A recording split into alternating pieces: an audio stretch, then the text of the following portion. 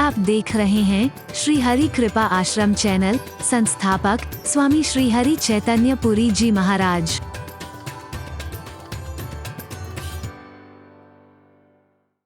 अनेक तू एक ही है, हर देश में तू, हर वेश में तू, तेरे नाम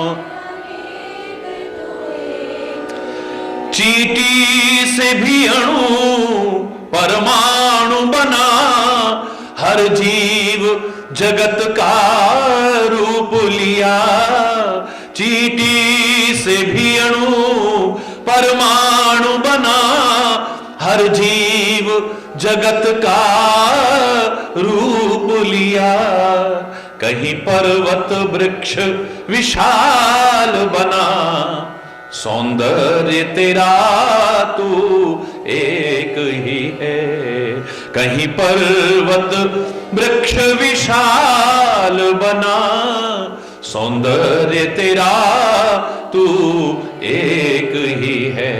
हर देश में तू, हर वेश में तू, तेरे नाम अनेक तू। यह दिव्य दिखाया है जिसने, वह है गुरुदेव की पूर्ण कृपा। यह दिव्य दिखाया है जिसने, वह है गुरुदेव की पूर्ण कृपा। कर कृपा कुछ और न चाहे दिखा, मैं और तू सब एक ही है। कर कृपा कुछ और न चाहे दिखा, सब मैं और तू सब एक ही है। वेश में तू, हर वेश में तू, तेरे नाम अनेक तू एक ही है। हर देश में तू, हर वेश में तू, तेरे नाम अनेक तू एक ही है। तेरी रंग भूमि यह विश्व धरा, सब खेल में मेल में तू ही तू है। तेरी रंग भूमि यह विश्व धरा, सब खेल में मेल में तू ही तू है। हर देश में तू, हर वेश में तू, हर देश में तू, हर वेश में तू, हर देश में तू।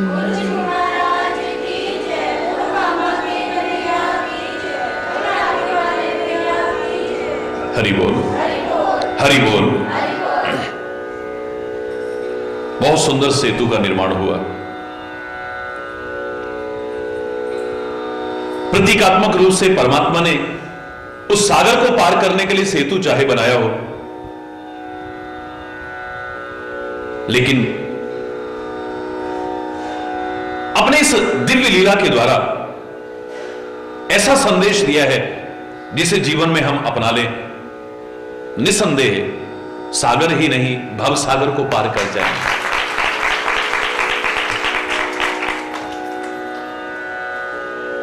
बहुत सुंदर लगा है, बहुत आकर्षक लगा है, बड़ा अलौकिक लगा है, बड़ा दिव्य लगा है। लेकिन सेना बहुत ज्यादा है। चली सेन कछु वरन न जाई, वर्णन नहीं किया जा सकता है। सेना जब चलने लगी गरजते हुए, परमात्मा श्री राम मन में विचार करने लगे कि पुल छोटा है और सेना ज्यादा है।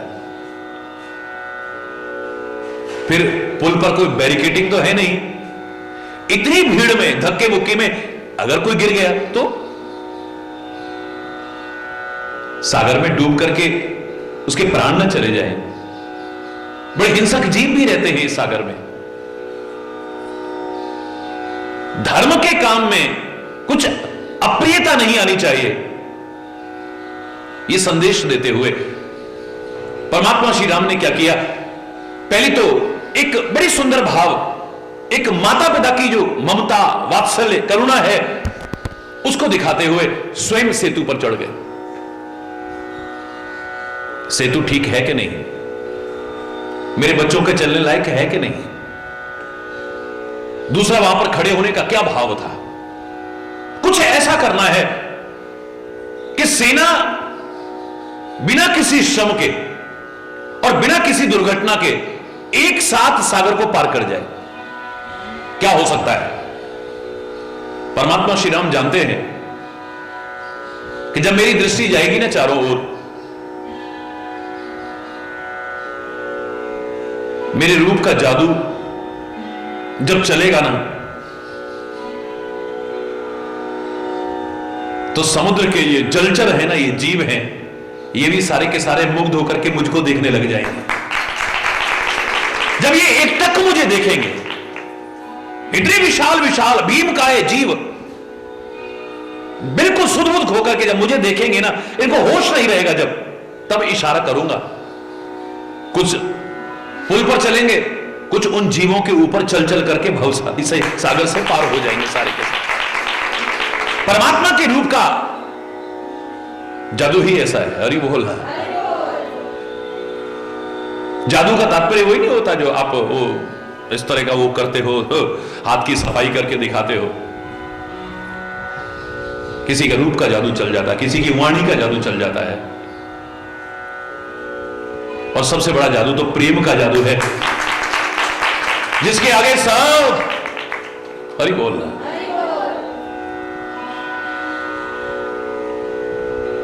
कैसा वो रूप है, तो निगाह दौड़ाइए। हम सांसारिक तुच्छ जरा सा भी हमारी आंखों को अच्छा लगे रूप की ओर आकर्षित हो जाते हैं। एक बार अगर इस रूप की झलक देख ली ना, तो सब रूप फीके लगने लगे।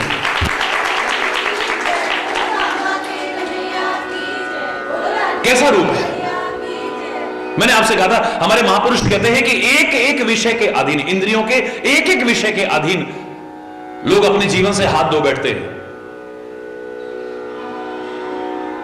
दीपक की लौ पतंगे को बहुत अच्छी लगती है, बहुत सुंदर लगती है, मंडराता है, उस पर जल करके खाक हो जाता है। आप कहते हो ना, क्षमा पर परवाना मंडराता है, जल करके खाक हो जाता है। बस रूप अच्छा लगता है ना।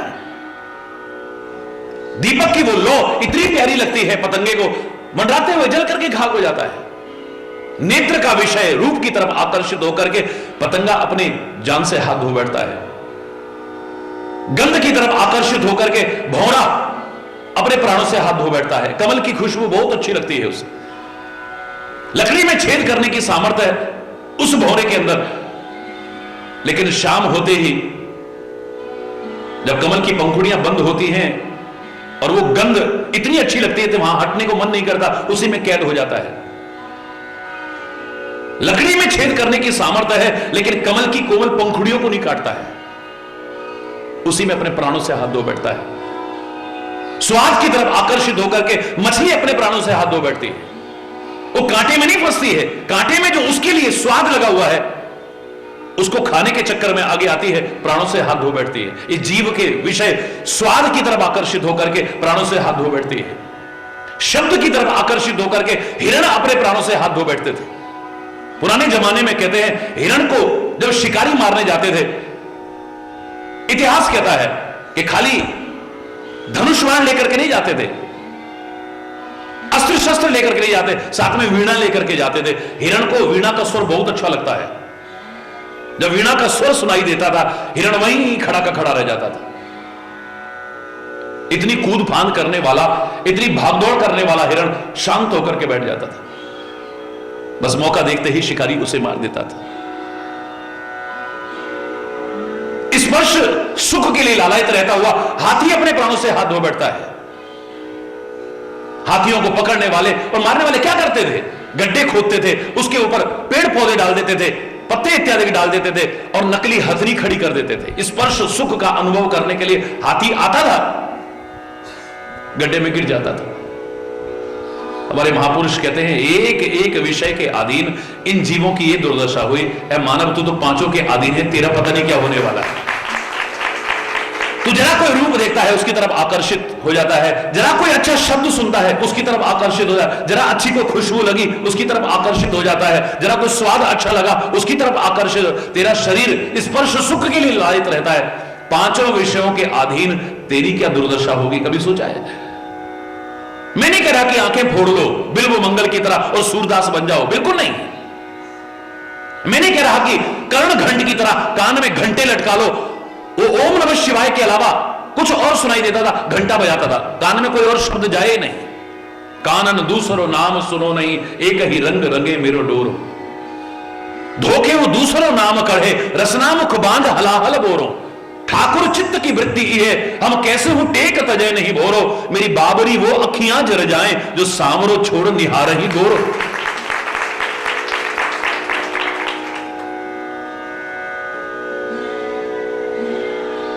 मैं नहीं कह रहा कि आप अपनी आंखें फोड़ लेना या आंखें बंद करे रखना। मैं नहीं कह रहा कि आप अपने कानों के साथ ऐसा करिए। मैं नहीं कह रहा कि अपने मुंह पर टेप लगा लीजिए आप, बिल्कुल भी नहीं। पर इतना तो मैं कह सकता हूं कम से कम कि इन विषयों का विकल्प खोजिए आप। ये विषय हमेशा के लिए आपको अपनी तरफ आकर्षित नहीं कर सकते हैं। उफान है, जब तक है बस तभी तक अच्छा लग रहा है, एक दिन ऐसा आएगा वो सब आकर्षण कम होने लग जाएंगे। जो आमतौर से लोग मजाक नहीं करते, जो चंद्रमुखी लगती है फिर सूरजमुखी लगने लगती है, एक दिन ज्वालामुखी लगने लगती है। हरी बोल रहा, जोर से बोल रहा है।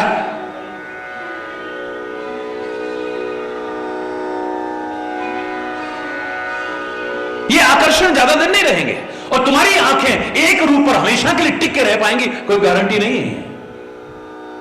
आज वो सुंदर लगा, सुंदरी लगी, उसकी तरफ हो गया, वो सुंदर दृश्य लगा, उसकी तरफ आंखें चली गई, कल को कोई और सुंदर लगा, तुम्हारी आंखों को ध्यान वहां बट सकता है, संभावना है, ध्यान रखना। विकल्प दो ना।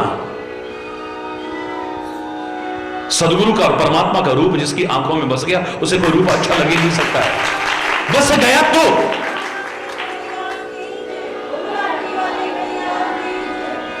ये रूप एक दिन धीरे धीरे धीरे धीरे मुरझाने की ओर रहेंगे। कितना भी सुंदर फूल हो एक दिन मुरझा जाता है, कितना भी सुंदर चेहरा हो एक दिन झुर्रियां पड़ जाएंगी।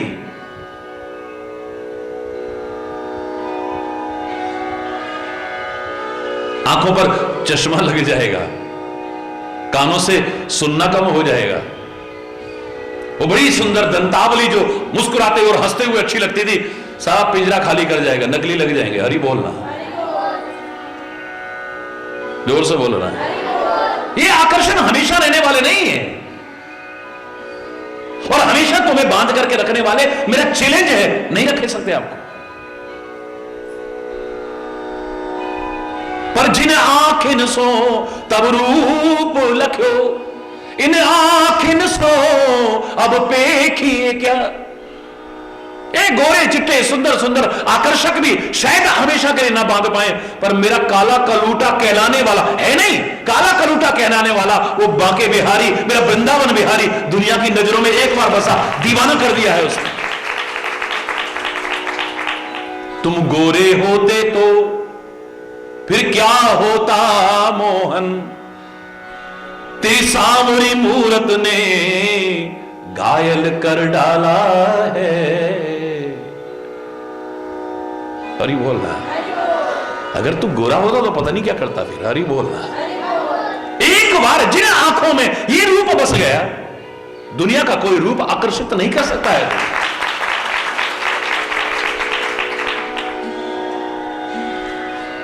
बस जाए। जन्माष्टमी का पर्व है ना, तो कहते कन्हैया टेढ़ा है, लोग कहते हैं ऐसे। मैं इतना कहा करता हूं कि वो कन्हैया को टेढ़े कहने वाले तुम सीधे हो क्या, जरा निगाह दौड़ाना। लेकिन अगर तुम कहते हो टेढ़ा है, उसे त्रिभंगी कहते, तीन जगह से टेढ़ा, ऐसे करके खड़ा होता है, यहां से टेढ़ा, यहां से टेढ़ा और पांव ऐसे करके खड़ा होता है? जल्दी से अंदर आता नहीं है ये। दुनिया के रूप, आकर्षण, बातें, इन्हीं में आदमी उलझा रह जाता है। इसलिए अंदर आता नहीं है, बड़े मुश्किल से आता है, और एक बार आ जाए तो ऐसा फंस जाता है कि फिर निकलता ही नहीं है। हरि बोल। टेढ़ा है ना, फंस जाता है फिर। हरि बोल। उलझी अखियां मनमोहन सो, उलझी अखियां सुरझे कहो कैसे। एक बार उलझ गई ना ये आंखें उसकी ओर, फिर सुलझने वाली नहीं है। हरि बोल। दुनिया का रूप कोई तुम्हें हमेशा के लिए आकर्षित करके एक जगह पर टिका के नहीं रख सकता है। आज वो अच्छा लगा, आज वो अच्छे लगे, कब परिवर्तन आ जाएगा पता भी नहीं चलेगा। लेकिन गुरु महाराज बुजुर्ग हो गए तुम्हारी निगाह में, सफेद दाढ़ी हो गई, सफेद बाल हो गए, बिल्कुल शरीर अशक्त हो गया है, लेकिन इस शिष्य का, भक्तों का आकर्षण और बढ़ता जाएगा, कम नहीं हो सकता है। दुनिया के रूप, दुनिया का शब्द हमेशा के लिए आकर्षित करके नहीं रख सकता है। कितना भी बढ़िया शब्द हो, कितना भी प्यारा शब्द हो, बढ़िया से बढ़िया गाने, अच्छे से अच्छे गाने, मन मोह लेने वाले गाने एक दिन हिट जाते हैं और 10 दिन बाद पिट जाते हैं। बड़े अच्छे लगते हैं, गली गली में, बच्चे बच्चे के मुंह पर सुन लो उनको, बच्चे बच्चे की जबान पर सुन लो, लेकिन फिर दूसरा गाना आ जाता है। हरि बोलना, फिर वो कुछ दिन चलता है, फिर एक और नया आ जाता है। लेकिन भगवान के नाम, वो ग्रंथ तब भी थे, आज भी हैं और आगे भी रहेंगे। कोई नएपन, नित्य नयापन लगता है इसे। वहां धीरे धीरे लगे ये तो पुराना गाना है, चाहे अच्छा भी लगे लेकिन पुरानापन लगता है।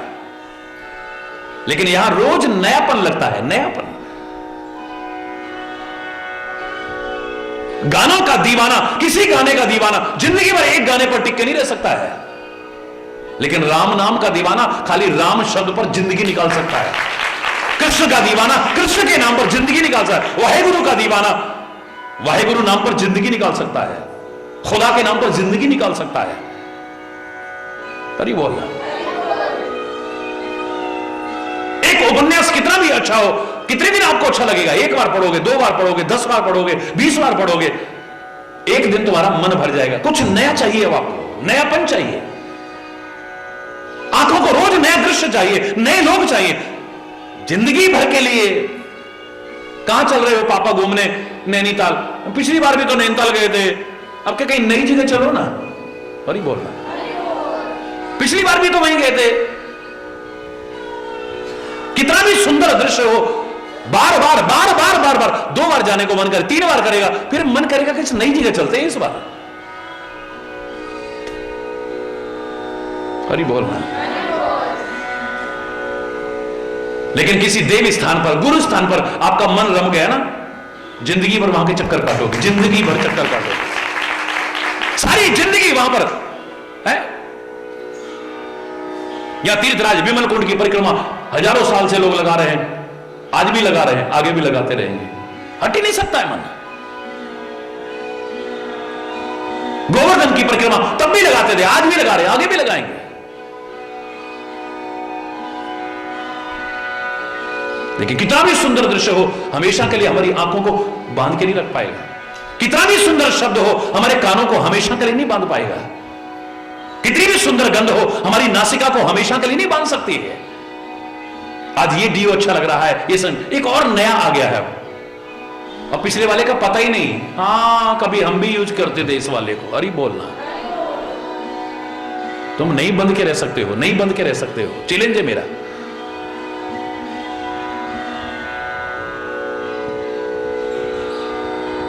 लेकिन गुरु चरण कमल की गंध जिसके अंतर में बस गई है ना, जिंदगी निकाल देगी।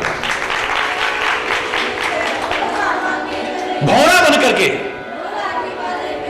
उन चरण कमलों में अपने आप को कैद कर देगा, और फिर यह कहेगा कैद मांगी है, रिहाई तो नहीं मांगी थी। यहां का बंधन भी हमें बंधन से मुक्त कर देगा, और वहां की आजादी भी तुम्हें बांध देगी। याद रखना, दुनिया की आजादी भी तुम्हें बांध देगी, तुम्हें बंधनों में डाल देगी, और यहां का बंधन भी तुम्हें मुक्त कर देगा, आजाद कर देगा। दुनिया भर के स्वाद इस जीव ने लिए होंगे, लेकिन क्या हमेशा के लिए टिक पाइए? आज तो पिज्जा खाते हैं, आज तो डोसा खाते हैं, आज समोसे से, चलो आज पकोड़े से, आज फलानी मिठाई ले आते हैं, आज ये बनाते हैं, ये सब्जी तो 3 दिन हो गए खाते हुए, नहीं नहीं नहीं आज ये वाली बनाते हैं। इस तरह से चीज बनाते थे, अब इसकी नई रेसिपी आई है, उस तरीके से बनाते हैं। एक स्वाद हमेशा के लिए जवान बांध के नहीं रख पाएगी, याद रखना। लेकिन प्रसाद का स्वाद जिसे लगे ना, वो सूखा सूखा, राजा महाराजा भी होगा ना ऐसे हाथ फैला करके लेगा, स्वाद पदार्थों को थोड़ा खाएगा, बच जाएगा छोड़ देगा, झूठा फेंकेगा, अपमान करेगा अन्न का, लेकिन इसका तो एक टुकड़ा टुकड़ा अंदर ले जाएगा, छोड़ेगा नहीं उसे, सिरोधार्य करेगा। ये स्वाद जिसको लग गया है, वो चस्के, दुनिया के रस के चस्के हमेशा तुम्हें अपने पास टिका के नहीं रख पाएंगे।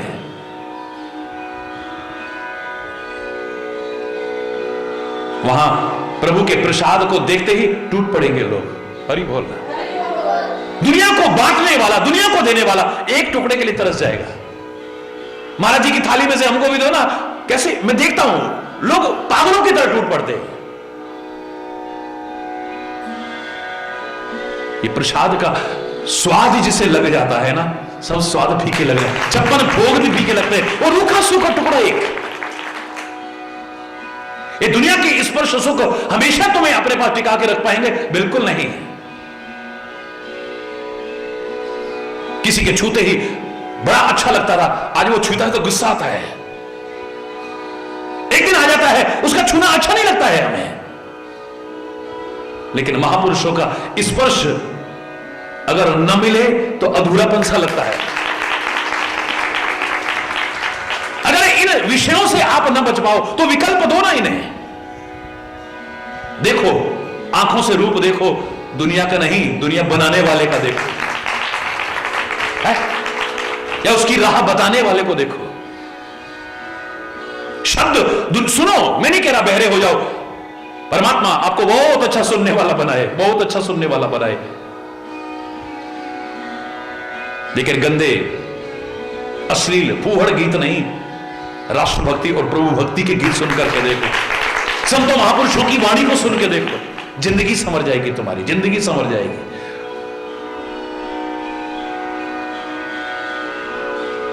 कैसा रूप है ये! रामायण में अगर श्री राम के रूप का, निराकार रूप में परमात्मा सर्वत्र विद्यमान, लेकिन साकार रूप में कन्हैया के रूप माधुर्य ने तो दुनिया को दीवाना बनाया होगा, राम के रूप माधुर्य ने भी कम नहीं बनाया है, मर्यादा पुरुषोत्तम होते हुए। अवधवासी ऐसे देखते थे कि आंखें हटने का नाम नहीं लेती थी। जनकपुर में गए हैं तो निज निज रुचि अनुसार सारे लोग अपने अपनी रुचि के अनुसार देख रहे हैं। यहां तक कि नारियों को उस समय की मर्यादा थी, बाहर नहीं आने देते थे, पर्दे से बाहर नहीं आने देते थे।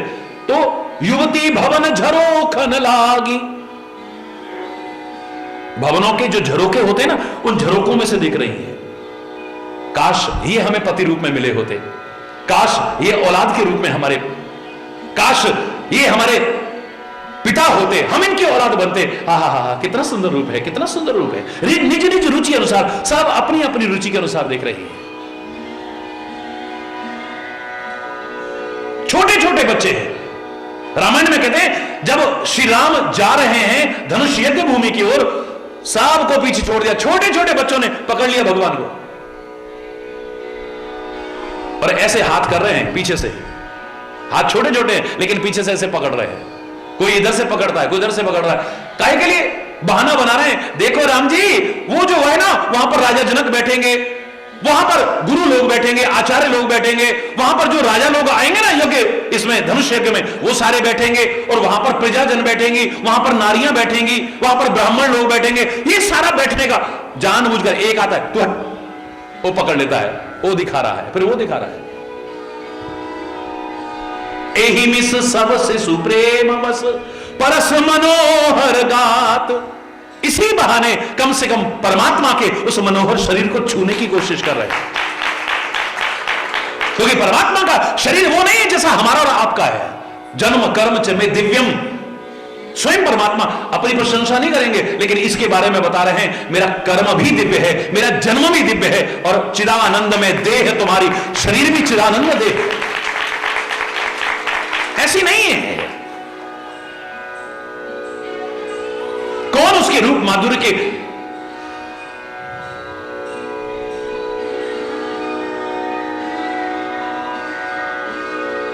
वश में नहीं हुआ है? मैं इससे ज्यादा क्या कहूं?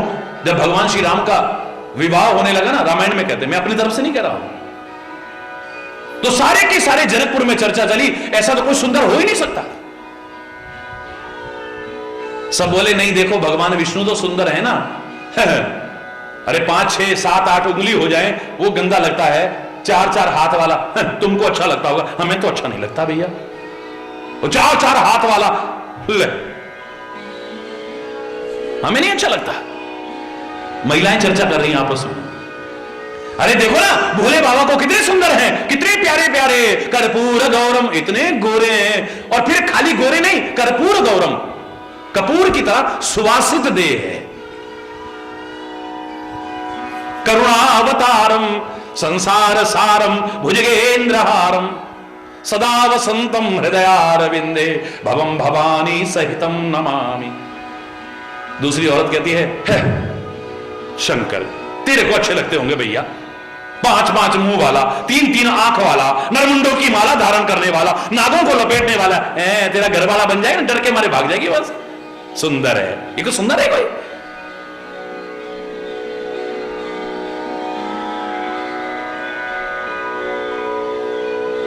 विष्णुचार भुज विधि मुखचारी,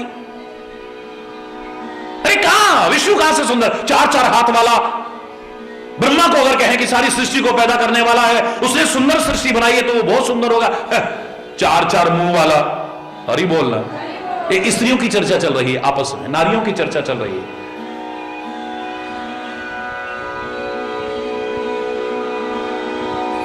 कोई कहता है ये सुंदर है, देवता तो कहते हैं ये भी को सुंदर है, कोई ना कोई कमी गिना देती हैं। बोले राम के सामने तो भगवान भी सुंदर नहीं लग रहे, इतने सुंदर हैं। अब देवलोक में चर्चा पहुंची, सारे देवता कहने लगे भैया दुनिया का ऐसा कौन सा मानव है जिसके आगे हम देवता लोग भी फीके लगने लगे? ऐसा कौन पैदा हो गया है?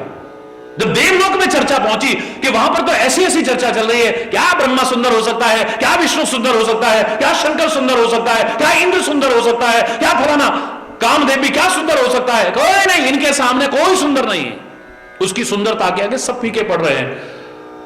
चलो ऐसा करते हैं, 5 पंच नियुक्त करते हैं,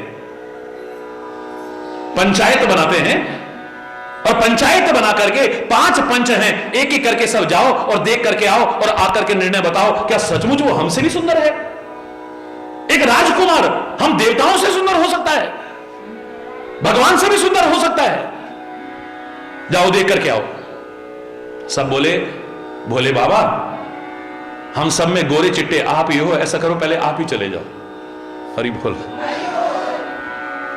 आप जाओ, कर्पूर गौरव, कर्पूर की तरह गोरे हो आप, जाओ और जाकर के देखो, बड़े सुंदर लगते हो आप, बड़े आकर्षक लगते हो आप। सबसे पहले आप ही, और फिर देवों में महादेव हो आप। आपने जो निर्णय कर दिया अंतिम, आपने कह दिया सुंदर तो हम मान लेंगे सुंदर, आपने कहा कि हो ही नहीं सकता है तो कहने दो दुनिया को हम फिर सुंदर है, देवताओं से सुंदर कौन हो सकता है?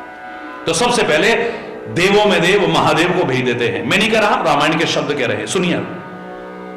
शंकर राम रूप अनुरागे, शंकर राम रूप अनुरागे, नयन पंचदश अति प्रिय लागे, नयन पंचदश अति प्रिय लागे। शंकर जी तो गए, ये भी भूल गए कि बाकी पंच लोग बैठे हैं इंतजार में, जाकर के निर्णय सुनाना है। वो तो शंकर राम रूप अनुरागे, वो तो राम जी का रूप देखकर ऐसे प्रेम में मग्न हो गए, वो तो जाना ही भूल गए। देखे जा रहे, देखे जा रहे, देखे जा रहे। अब इससे भी ज्यादा खतरनाक बात सुनिए आगे की। शंकर के 5 मुख हैं और एक मुख पर 3 नेत्र, तो कुल कितने हो गए? बोलो ना, बोलो। 5 तिया 15। तुलसी कहते हैं कि 15 नेत्रों से भगवान की सुंदर छवि को देख रहे हैं, बड़े आनंद विभोर है, 15 आंखों से देख रहे हैं। अरे आपको आश्चर्य करना चाहिए, भगवान शंकर का तीसरा नेत्र तो प्रलय ला देता है। वो जब खुलता है तो सामने वाले को जला करके खाक कर देता है। रामायण में हम पढ़ जाते हैं ऐसे ही, सुन जाते हैं ऐसे ही, पाठ कर जाते हैं ऐसे ही, हमारे मन में क्यों नहीं शंका आई? यहां पर यहां आना चाहिए था प्रश्न कि अगर भगवान शंकर ने हर मुख पर तीसरा नेत्र भी खोला था तो वो 5 नेत्रों ने सामने सब जला करके खाक क्यों नहीं किए? उस दुनिया में प्रलय क्यों नहीं आई? 15 नेत्रों से भगवान के रूप को देख रहे हैं। 15 नेत्रों में वो तीसरा नेत्र है जो प्रलयंकारी है, प्रलय ला दे। सामने जो भी है उसके खुलते ही जल करके खाक हो जाएगा। पर जनकपुर में कोई जल के खाक हुआ हो एक भी उदाहरण नहीं मिलता है। क्यों? ऐसा रूप है, उसके सामने उसकी प्रलयंकारता और ज्वलनशीलता भी ठंडी पड़ गई। इससे बड़ा चमत्कार और रूप का क्या होगा बोलो? वो तीसरा नेत्र जलाना भूल गया है, प्रलय लाना भूल गया है। ऐसा विभोर हुआ, ऐसा विभोर हुआ है कि वहां से हटने को मन नहीं कर रहा, नजरें लगातार लगी हुई है।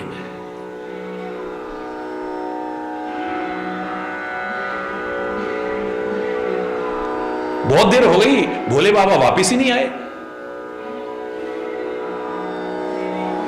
तो सब कहने लगे विष्णु भगवान आप भी कम सुंदर नहीं हो, आप तो बहुत सुंदर हो। फिर आपके साथ तो लक्ष्मी जी भी हैं, फिर स्त्रियां चर्चा कर रही ना, तो इनको भी साथ में ले जाओ, ये अपने अनुरूप भी देखेंगी कि हां वो सुंदर है कि नहीं है।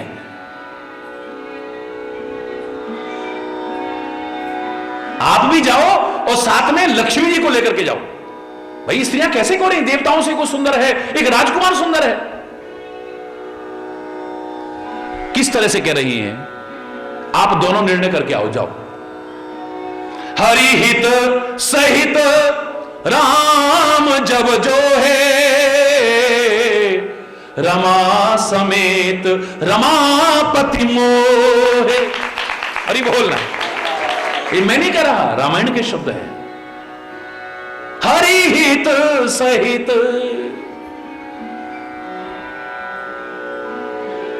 अपने सुंदर भाव लेकर के जब देखा है वहां पर, राम जब जो है, राम जी को जब देखा है, रमा समेत लक्ष्मी जी को ले गए थे। तुम बताना ये स्त्रियां क्यों कह रही है कि बड़ा सुंदर है? तो तुम लोग ज्यादा निर्णय करने में समर्थ हो कि सामने। अब विष्णु भगवान पूछना ही भूल गए कि लक्ष्मी जी कैसे लग रहे हैं ये, क्योंकि ना लक्ष्मी को होश है ना विष्णु भगवान को होश है। हरि बोल। रमा समेत रमा पति मोहे। बड़ी देर हो गई, ना शंकर जी वापस आए, ना विष्णु भगवान और लक्ष्मी जी वापस आए। बोले भाई देखो कोई ना कोई गड़बड़ है, अब ये छोटे मोटे देवताओं को हम नहीं भेजने वाले, हमारे जो सबसे बुजुर्ग है ना ब्रह्मा जी, हम इनको भेजेंगे। देखो आप देखो बुजुर्ग हो, आप इतने समझदार हो, आप जाओ। आखिर वजह क्या है? जो जाता है वहीं का होकर रह जाता, वापस लौटता ही नहीं। अरे गए थे खाली देखने के लिए, वो तो वही मगन हो गए। हरि बोलना, जोर से बोलो ना। ऐसा क्या हो गया है? जाओ। निरख राम छवि विधि हर्षाने। अब ब्रह्मा जी वहां पहुंचे, बड़े खुश हुए, अच्छा हुआ ये लोग वापिस नहीं आए, मेरे को मौका तो मिला भगवान का दर्शन करने का। क्या रूप है, चल गया जादू यहां भी। हरि बोलना। निरख राम छवि विधि हर्षाने। ब्रह्मा जी बड़े हर्षित हुए, पर 8 ही नयन जान पछताने। हे भगवान, देखा मेरे से पहले शंकर जी आए हैं, ये तो 15 आंखों से देख रहे हैं, मेरे तो 4 मुख पर 8 ही नेत्र हैं। काश इनसे भी ज्यादा होते तो उन आंखों से और ज्यादा भगवान की छवि को देखता मैं। 8 ही नयन जान पछताए।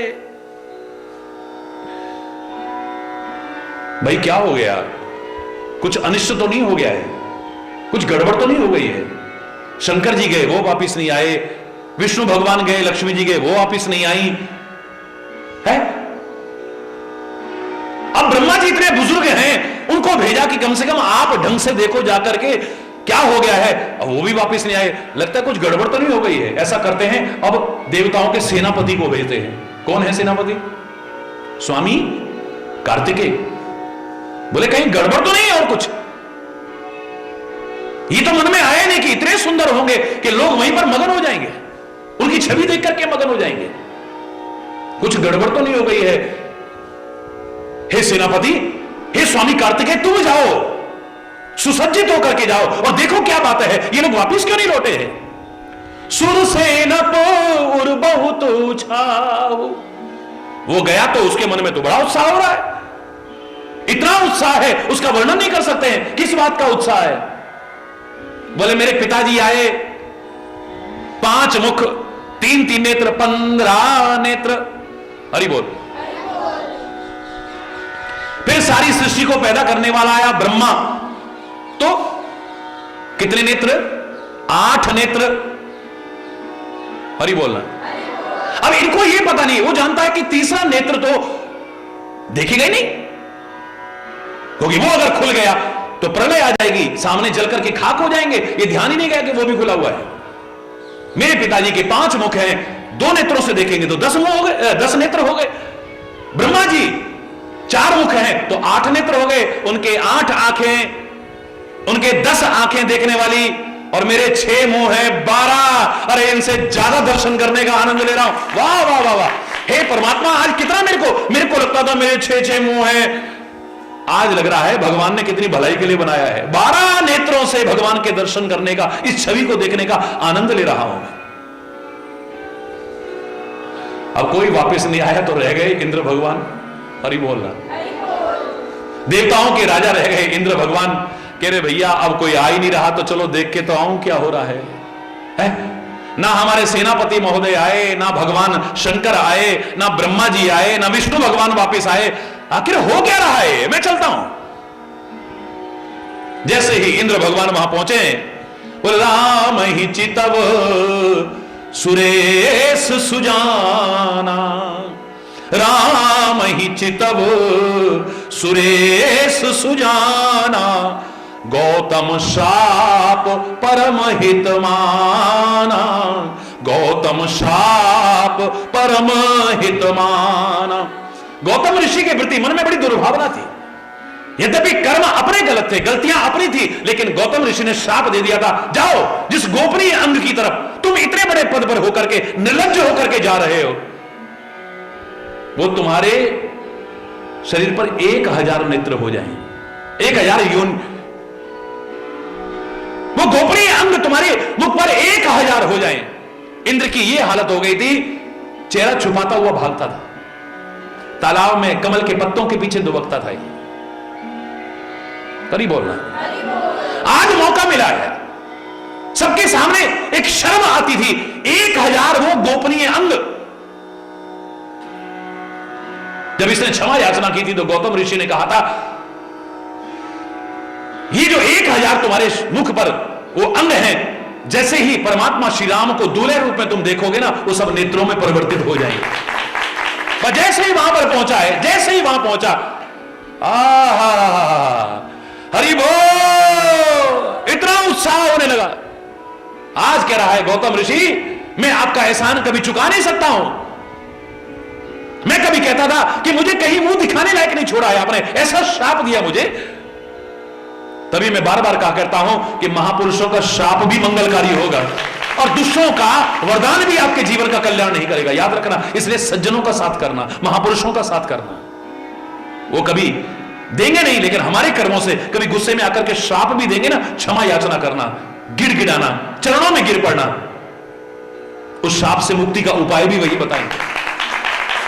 अगर ऐसा शाप दिया है, कहीं मुंह दिखाने लायक नहीं रहा, तो क्षमा याचना जब की है तो कहा कि सब नेत्रों में परिवर्तित हो जाएंगे। 1000 नेत्र। हरि बोलना। शंकर भगवान कितने नेत्रों से देख रहे हैं? 15 नेत्रों से। भगवान विष्णु, हरि बोलना, जोर से बोलो ना, कितने नेत्रों से? ब्रह्मा जी नेत्रों से देख रहे हैं, स्वामी कार्तिकेय 12 नेत्रों से देख रहे हैं। आहा, हे गौतम ऋषि, में तेरा एहसान कभी हो। जैसे ही दूल्हे रूप में देखा है 1000 नेत्र बन गए हैं और अपने आप को परम सौभाग्यशाली मानता हुआ परमात्मा की उस दिव्य क्षमता को देख रहा है। 1000 नेत्र भी अधूरे लग रहे हैं, प्यास बुझ नहीं रही है, ऐसा जादू है उनके रूप का। जरा एक बार उस नजर से देखो ना, जब नजरें इधर उधर भटकती हैं तब वो रूप भी अच्छा नहीं लगता है। हरि बोलना। जब अश्लीलता और फुहड़पन के गीत अच्छे लगते हैं तो प्रभु नाम में मन नहीं लगता है, फिर सत्संग में मन नहीं लगता है। फिर जब गलत गंध में हमारा आकर्षण हो जाता है तो यज्ञ की गंध हमें अच्छी नहीं लगती है, वो हमें बर्बादी लगती है। शराबें पी करके बर्बाद कर लेंगे, पार्टियां करके बर्बाद कर देंगे। ये लो यज्ञ में जाकर के इतना घी डाल देना, बोले अरे इतने लोग भूखे मर रहे हैं, तुम आग में डाल रहे हो, इतना अच्छा नहीं लगता है। व्यर्थ के स्वादों में जब आकर्षण हो जाता है तो प्रसाद में वो स्वाद नहीं आता है। हरि बोलना, हरि बोलना, जोर से बोलना। एक बार वो नजरिया बना करके देखो तो सही। इन्होंने जो चश्मा लगाया है या हरि चैतन्य ने जो चश्मा लगाया है, इस चश्मे को पहन करके देखो तो सही, आंखें कहीं जाएंगी नहीं कभी। दुनिया देखेगी ये, लेकिन मजा नहीं आएगा। हरि बोलना, जो उसे देख करके आएगा। सब कुछ सुनेगी ये कान, लेकिन उसको सुन करके जो मजा आएगा, सब कुछ सुन करके भी वो आनंद नहीं आएगा। हरि बोलना। देव सकल सुरपति ही सिहाई। एक वो समय था, अपने राजा को भी लोग उंगलियां उठा कर कहते, देखा कर्मों का फल, देखा कर्मों का फल, ऐसे कर्म करेंगे तो यही होगा, मुंह दिखाने लायक नहीं रहेगा ही। लेकिन आज सारे के सारे देवता प्रशंसा कर रहे हैं, आज पुरंदर सम को नाही। आज तो इंद्र के समान कोई हो ही नहीं सकता, जो 1000 नेत्रों से परमात्मा की छवि को देख रहा है। मुदुत देव गण राम ही देखी। सारे देवताओं को भी चिंता हो गई, आखिर ब्रह्मा जी भी गायब हो गए, विष्णु भगवान गायब हो गए, शंकर जी गायब हो गए, लक्ष्मी जी गायब हो गई, हमारे राजा इंद्र जी गायब हो गए, स्वामी कार्तिकेय गायब हो गए, सब गए कहां आखिर? तो सारे के सारे देवता चल दिए हैं आज राम की छवि देख करके। मुदित देव गण राम ही देखी, नृप समाज दो हर्ष विषेकी।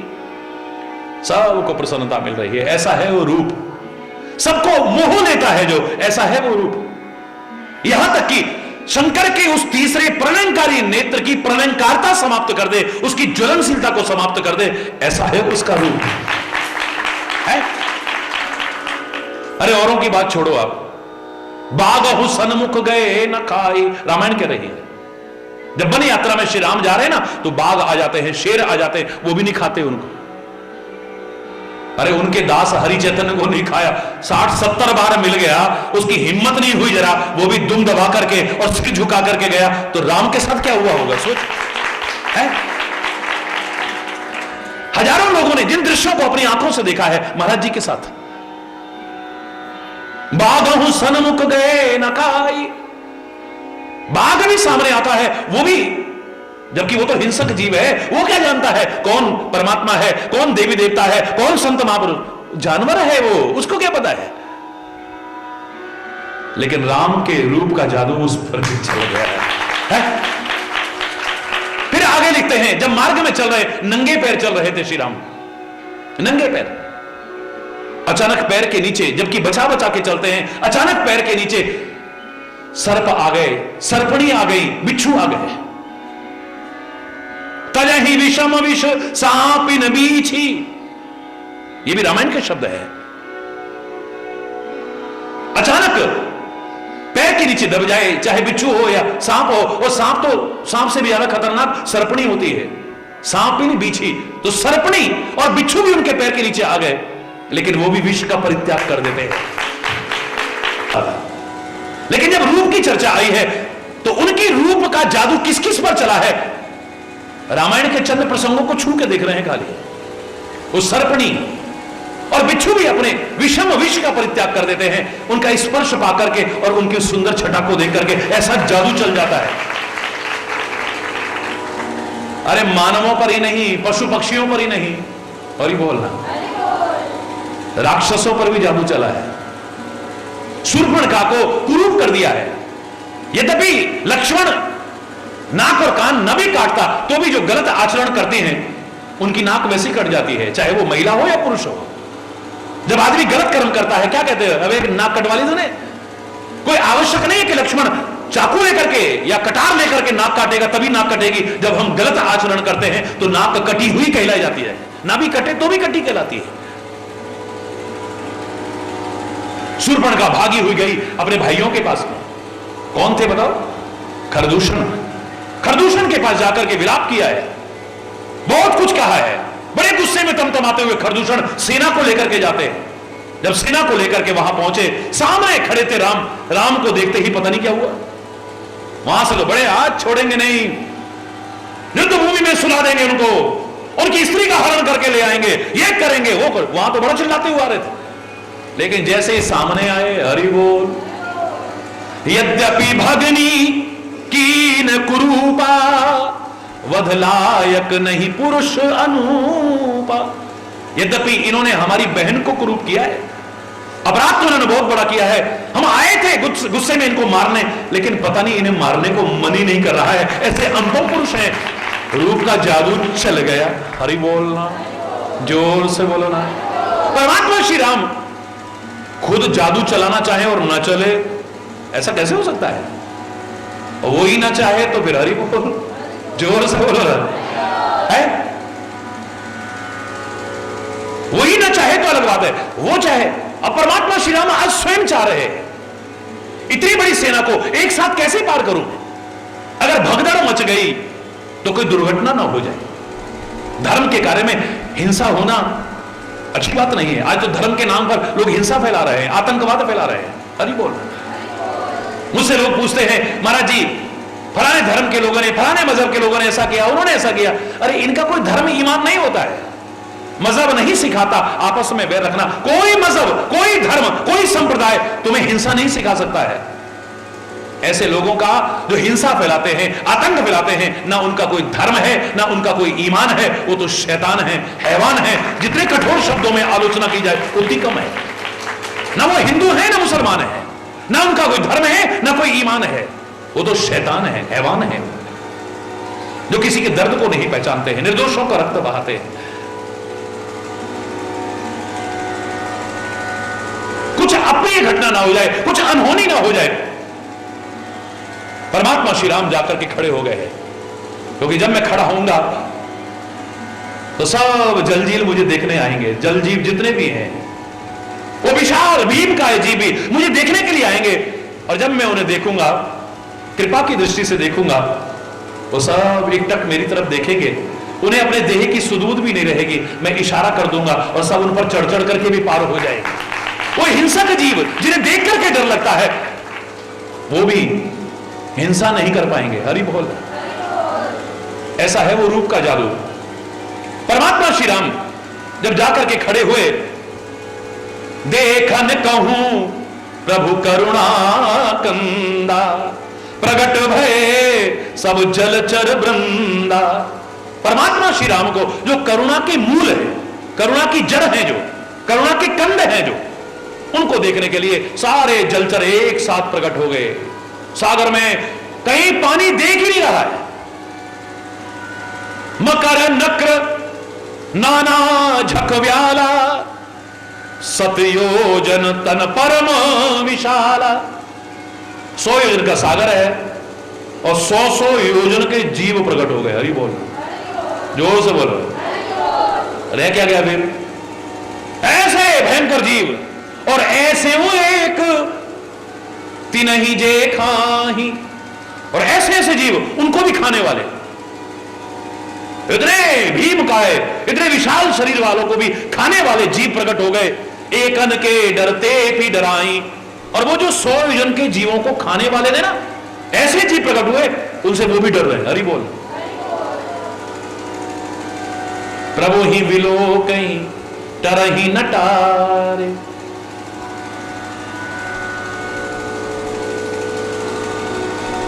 आंखें झपकने का नाम नहीं ले रहे हैं। प्रभु ही बिलो कहीं तरही न टारे। नेत्र चलायमान नहीं हो रहे, सब एकटक देके जा रहे हैं। मन हर्षित सब भय सुखारे, सबके मन में हर्ष है और सब सुखी हो रहे हैं। तिनकी ओट ना देखिए बारी, उनकी ओट में कहीं पानी दिखाई नहीं दे रहा। अब किसी को पता ही नहीं लग रहा कि सागर में पानी है नहीं है। हरि बोल। पूरा का पूरा सागर अट गया है उन जलचरों से, बिल्कुल इस तरह से, और किसी को होश नहीं है। सब देख रहे हैं। मगन भय हरि रूप निहारी, परमात्मा श्री राम के उस रूप को देख करके सब मगन हो गए। इन पर भी जादू चल गया। हरि बोल रहा, जोर से बोल रहा है। चला कटक प्रभु आयस पाई, परमात्मा श्री राम ने इशारा किया, चलो। जैसे ही उंगली से इशारा किया है, सब को कही सक कपिदल विपुलाई, बंदरों के उस दल की कितनी गणना है कोई बता नहीं सकता है। सेतु भंग भई भीर अति, कपि नभ पंथ उड़ाही, अपर जल चरण ऊपर चढ़ चढ़ पारई जाई। कुछ तो परमात्मा श्री राम आगे बढ़ने लगे, सब पीछे पीछे सेतु पर चलने लगे। कुछ को उड़ना आता था, वो आकाश में उड़ने लगे, और बाकी उन जल जीवों के ऊपर चल चल करके सब पार हुए जा रहे हैं। अस कौतुक विलोक दो भाई, विहस चले कृपालु रघुराई। ऐसा खेल देख करके परमात्मा श्री राम लक्ष्मण सहित मुस्कुराते हुए आगे चलने लगे, और उनकी मुस्कुराहट ही बस जादू चला जाती। हरि बोल, हरि बोल। परमात्मा श्री राम जब मुस्कुराए हैं तभी प्रभाव पड़ गया है। एक सेकंड में, एक क्षण नहीं लगा है।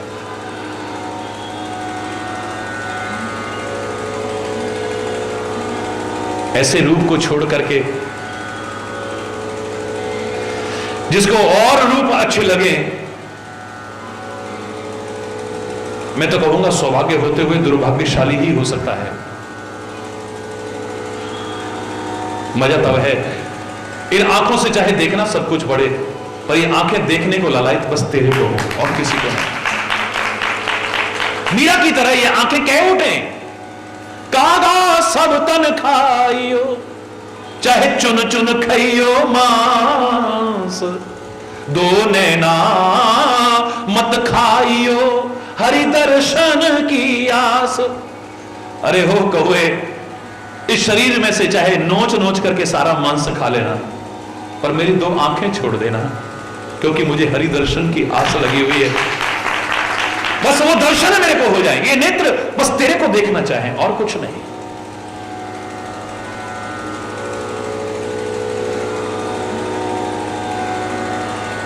और फिर एक बार तेरा रूप बस जाए तो फिर कुछ अच्छा भी ना लगे।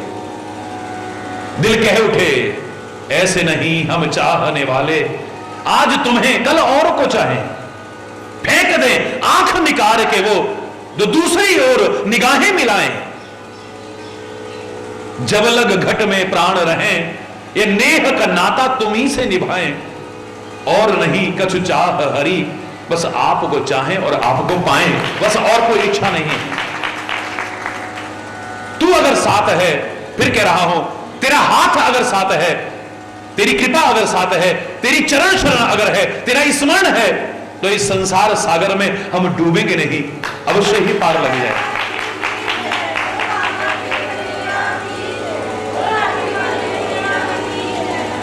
सब सेना एक क्षण लगा पार हो गई, 100 योजन सागर को पार कर दिया है। अब काहे का प्रताप कहोगे बोलो? अगर कोई कहे कि वानरों का मेहनत का अपना महत्व है, पर खाली मेहनत ही सब कुछ नहीं है, याद रखना।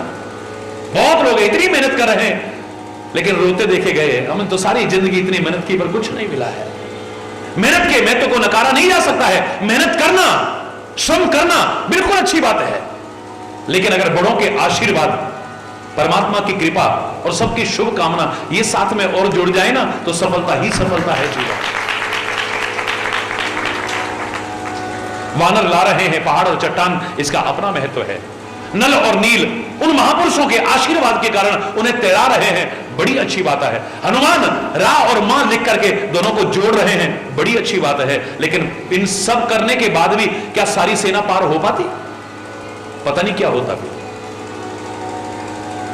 आखिर में राम ने देखा कि ये तो अधूरा है काम, अभी स्वयं खड़े हो गए हैं।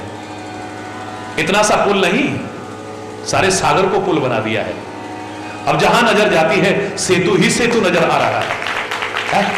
ये तो परमात्मा की कृपा है जो हमें सेवा का मौका देते हैं और हमारे माध्यम से एक अच्छा नेक काम करवाते हैं। वरना उसको इशारे से सारी सृष्टि पैदा कर सकता है, उसे किसी की क्या आवश्यकता है? जेहि सृष्टि उपाई त्रिविध बनाई, संग सहाय न दूजा। कोई कहे मैं ना होता तो ये ना होता, मैं ना होता तो ये ना होता, और ही बोलना। इस भ्रम में कोई ना रहे, कोई भी। ये दुनिया फिर भी चलती रहेगी, हम रहें न रहें, बस अच्छा कर्म करें, अच्छा आचरण रखें, अच्छा स्वभाव रखें, अच्छा चिंतन रखें और जीवन अच्छा बना करके अच्छे ही अच्छे के भागीदार करें।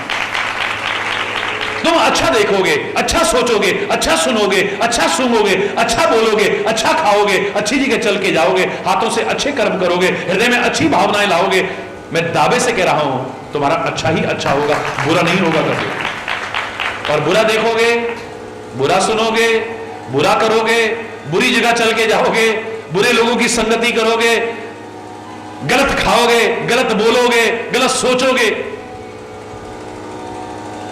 फिर धोखे में मत रहना कि अच्छा होगा। बोए पेड़ बबूल का तो आम कहां सो खाए। अगर आम खाते हो, खाना चाहते हो तो जीवन में वो मिठास भी लाने की कोशिश करो, मधुरता लाने की कोशिश करो। क्या?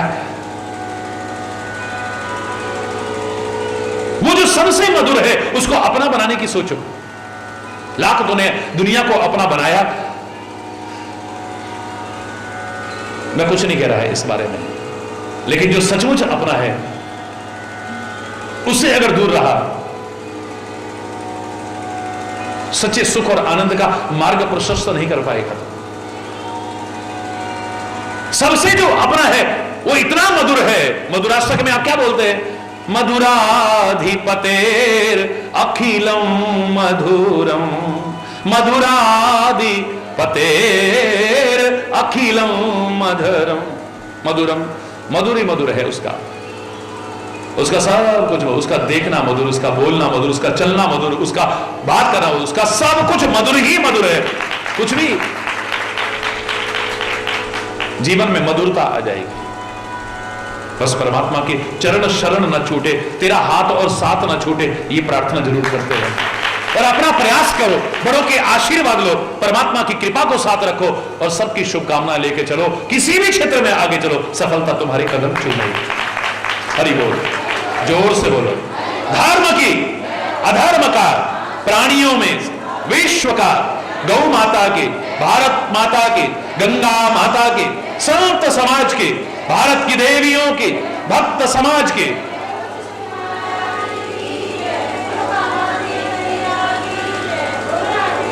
बोलो वृंदावन बिहारी लाल की जय। जय जय श्री राधे श्याम राम।